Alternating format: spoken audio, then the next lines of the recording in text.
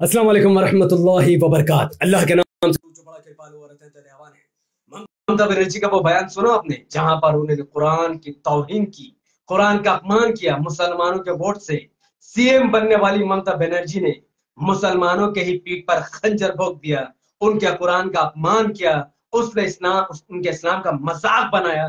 ऐसी घटिया बयान ममता बनर्जी ने दिया है जैसा बयान बीजेपी के नेताओं ने नहीं दिया, जैसा बयान ममता बनर्जी के अलावा मोदी ने कभी नहीं दिया, जैसा बयान मोहन भागवत ने नहीं दिया, जो बयान आरएसएस ने नहीं दिया, वैसा खतरनाक और वाहियात बयान ममता बनर्जी ने दिया है।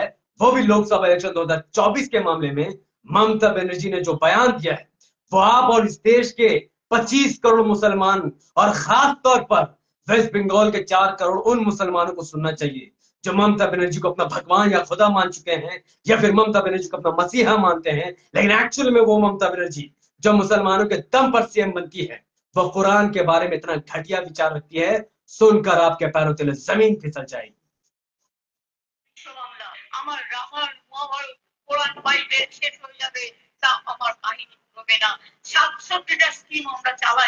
सुना आपने ममता बनर्जी ने क्या कहा? उन्होंने कहा रामायण महाभारत कुरान खत्म हो जाएगा लेकिन उनका डेवलपमेंट का काम खत्म नहीं होगा। कौन से डेवलपमेंट की बात कर रही हैं आप? और इस पॉलिटिक्स में कुरान का क्या लेना देना है? इस पॉलिटिक्स में इस्लाम का क्या लेना देना है? और इस पॉलिटिक्स में महाभारत और रामायण का क्या लेना देना है? क्यों कुरान को खत्म करने की ममता बनर्जी बात कर रही है? क्या ममता बनर्जी ये श्योर हो चुकी हैं कि वो इस्लाम को गाली दे या कुरान को गाली दे या कुरान के खिलाफ ऐसी बात कहे जो मुसलमान कभी बर्दाश्त नहीं करेगा? उतना कहने के बावजूद भी ममता बनर्जी ये श्योरिटी रखती हैं कि फिर भी वेस्ट बंगाल का 4 करोड़ मुसलमान तृणमूल कांग्रेस को ही वोट देगा। क्या ममता बनर्जी ये बात को मान चुकी है कि वेस्ट बंगाल का मुसलमान गिरा हुआ है? वेस्ट बंगाल के मुसलमानों को इस्लाम की गाली दो या कुरान की गाली दो या कल को ममता बनर्जी उठकर नबी करीम सल्लल्लाहु अलैहि वसल्लम की गुस्ताखी करेंगी, क्या फिर भी वेस्ट बंगाल का मुसलमान ममता बनर्जी को ही वोट करेगा? मुझे तो ऐसा ही लगता है। आज से 15 साल पहले जब ममता बनर्जी तृणमूल कांग्रेस ने बनाई थी और वो सीएम बनने का ख्वाब देख रही थी, तब वो इस्लाम की तारीफ करती थी, मुसलमानों की तारीफ करती थी, नबी करीम सल्लल्लाहु अलैहि वसल्लम के चरित्र की तारीफ करती थी, क्योंकि उनको मुसलमानों के वोट चाहिए था। वो मुसलमानों के वोट की भूखी थी। उस वक्त ममता बनर्जी एनडीए सरकार में थी, रेलवे मिनिस्टर थी, अटल बिहारी वाजपेयी पीएम थे और ममता बनर्जी उस वक्त रेलवे मिनिस्टर थी। खुद बीजेपी के साथ काम करने के बाद उनको लगा कि उनको सीएम बनना है, तब वो बंगाल में आती है, तृणमूल कांग्रेस का गठन करती हैं, फिर मुसलमानों को वोट लेने के लिए कहती हैं कि हम आरएसएस के साथ नहीं, हम बीजेपी के साथ नहीं, हम तुम्हें बचाएंगे। फिर मुसलमानों का वोट लेने के लिए उन्होंने इस्लाम की तारीफ की और आज जब 3 बार लगातार मुसलमानों के वोटों की वजह से ममता बनर्जी सीएम बन गई हैं, अब उनको ऐसा लगता है कि चाहे वो कुरान को गाली दे या इस्लाम का अपमान करे या कुरान का अपमान करे या नबी करीम सल्लल्लाहु अलैहि वसल्लम का अपमान करे, मुसलमान वेस्ट बंगाल का मुसलमान इतना गिरा हुआ और नीच है उनकी नजर में कि वो फिर भी उनको वोट देगा। लेकिन ये ममता बनर्जी की गलतफहमी है। ममता बनर्जी के ये बयान आने वाले वक्त में एआईएमआईएम को मजबूती देगा और जितने मुसलमान ममता बनर्जी को मजबूरी में वोट कर रहे हैं, जिस दिन एमआईएम वेस्ट बंगाल में सही तरीके से गठन हो जाएगी, उस दिन वेस्ट बंगाल का एक एक मुसलमान और एक एक हिंदू एमआईएम का साथ देगा। बीजेपी से लोग महंगाई की वजह से परेशान हैं।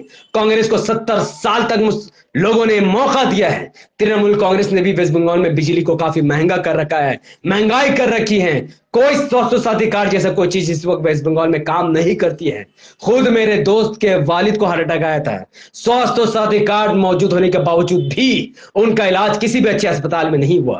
पीजी नाम का एक अस्पताल जो गवर्नमेंट बेहतरीन अस्पताल माना जाता है, उसमें तक बेड खाली नहीं था और जितने प्राइवेट अस्पताल थे उनके पास बेड खाली नहीं थी।